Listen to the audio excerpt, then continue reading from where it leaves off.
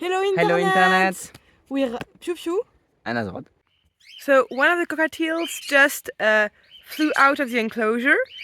It was meant to be, but we wanted this to happen uphill, not here. Here is Lily flying and she's so happy, look at that. We are just a bit afraid of the bird of prey. Her whole family is a bit worried up there. The conures are so cute. She's up there. Here. We spent the rest of the day uphill to prepare our installation. And we're here to show our life project of finding alternatives to capitalism. That's why we call ourselves solar punks, because we're punks, but we believe in renewable energy and solar energy, basically. Yes. Basically, we believe we can live differently. After a burnout in my studies, my dream kind of became to go live in the wild and free range all my animals, because I wanted to feel free. And all my life I had animals because I lived in a tiny Paris apartment, and I really think it was my way to stay connected with nature. And my origin story will come later. Regarding Lily, we don't know if they die yet. But the point is they choose to go outside by themselves, and we believe our animals should be able to decide by themselves. One of the major points why we decided to move here was to be able for us to live more freely and for our animals to live more freely. Free range was a really important aspect and part of things. I really hope Lily will be fine. If she's not, it won't really change my mind on how things are going to evolve from now, as I still believe freedom is really important, and Lily decided to go outside. I really hope she will come back, and from what I've seen, she will probably. We just need to hope she won't get hunted by a predator. But of course, we still want to feed the birds. The free range aspect is only like for them not to be confined in cages. To be precise, we want to still take care of all our animals, even if they free range. I've always find that living in an apartment was kind of reductive for creativity and happiness. And I really don't see how, if as a human I wouldn't be happy in a city, how animals could be. I started wondering why we put animals in cages. One argument that comes a lot is that cages can protect them, can help them survive the dangerous wilderness and predators. But the question is it truly better to survive and be in a cage your whole life? So I decided I wanted to give the animals that I care for the choice to stay secure in an enclosure or to fly freely. Fly from their own wings. Because I really want them to be happy and to be able to choose for themselves, I realize that I'm putting them in a kind of danger. However, because I had a burnout before and I know I'm a subject of anxiety, I realized that to get rid of my anxiety, I needed to stop worrying about things that I couldn't control, like the survival and happiness of other beings than myself. How can I make my animals happy if I don't know how to be happy myself? I think for most humans, you can relate with kids. But you know, when you're a kid, you don't relate with having kids, you relate with having animals. So this is the work we did today.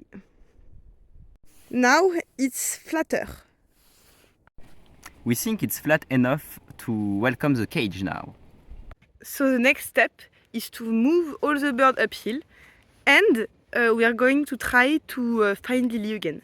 It's a 30-minute walk, and we need to do at least 5 go and back. So that means we have at least 5 hours of walk uphill with cages, with birds inside. So now that we're back at the Mas Brûlé and not uphill, you can clearly hear that Lily is fine. Look, she's right there. She visited multiple tall trees around the house and she's screaming really loudly. I think she's really happy to be outside. She's not even hanging around the other birds around the enclosure. So I think she's just really enjoying her freedom. Lily always was kind of a diva, you know. Also, going downhill, we lost 2 goats, but they're back now. They're magic goats. They can appear wherever you are. So the goal for the night is to put the goats inside the enclosure for the night, milk the goats, and try to get Lily to come back with us. Look at that! All the goats are enjoying the pleasant masse brûlée. Aww, such a cute dog. Look at that! Close your eyes and leave those to me. To see, I do want. Being children, she wanted to leave this place and get herself back in space. Daddy might say she's a On y va! Allez!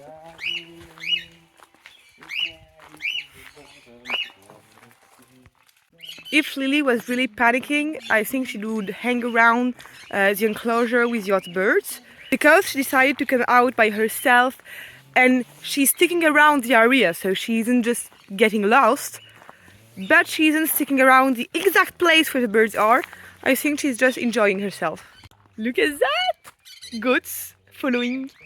Now it's time to milk Susie and Titin. We milk them twice a day, and this is the quantity we got this morning.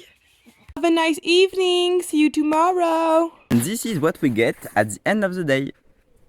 It's really stressing me out because I really, really love Lily. I know her for 5 years, I think. Right now she's discovering the valley. We can hear her really far away. But it's really stressing because the last thing I have to do on my list today is get Lily back. And I can't do that. But the point was to get rid of my anxiety. So I'm gonna try not to break down. Oh gosh, look what Tommy decided to eat. Gum got an old bone that she kept hidden and he's probably tried to imitate it. But I'm wondering, what is this bone? I think it's a cow skull or a goat skull. Tommy is so beautiful and cute. Can you imagine this bag of Joe doing that to your skull? This is magical.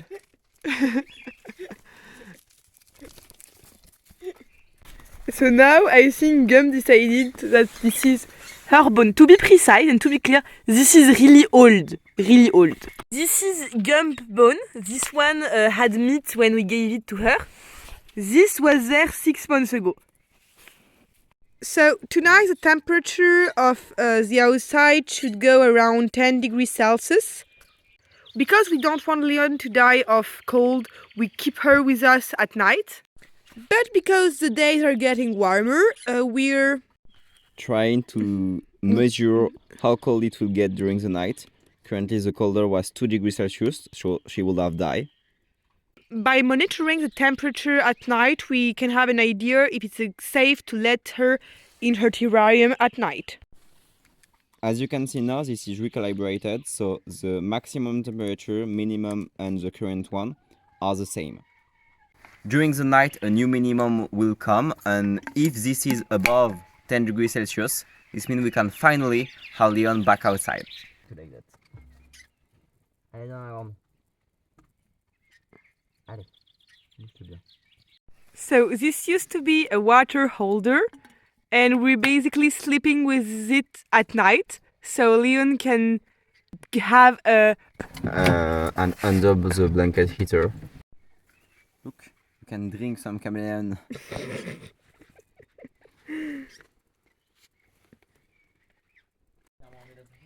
How are you, Paulette?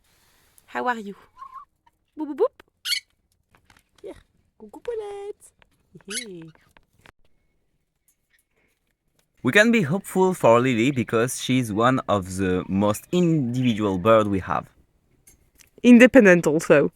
And kind of a diva. Like, you've never seen a bigger diva.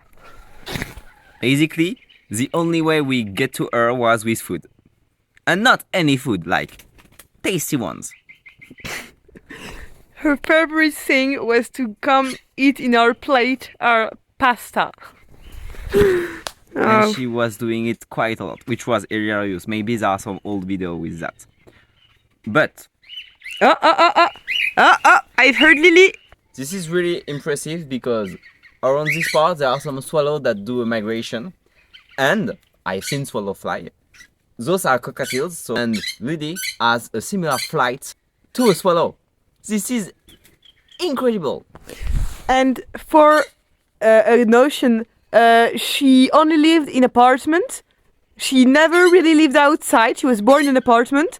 So, impressive. I'm wondering whether to let Dan, their mate, Lily's mate, outside. Because I'm really confident in Dan, just as much as Lily. However, I'm not that confident in the survival of the babies, such as Pikachu, which I'm pretty sure is inbred between Pichu and Dan, Pichu being one of Lily's and Dan's daughters. So Pikachu might be an incestuous bird. Pikachu is kind of bald on the head, has weird nails, and is really easy to catch. He's trying. He's This is bad. Yes, and he was hurt like 3 times by other birds since he was born, and he was born like a few months ago. And I'm pretty sure he also fell like quite a lot in impromptu trap in our apartment, and we were finding it not because he was screaming, but because others Yes. were looking for him. One time, Pikachu fell like with both wings, like that, you know, yeah, and was stuck like on their back with both wings on their back. And this was because their parents were screaming around the location where Pikachu got stuck that we were able to find them. Because Pikachu was really silent.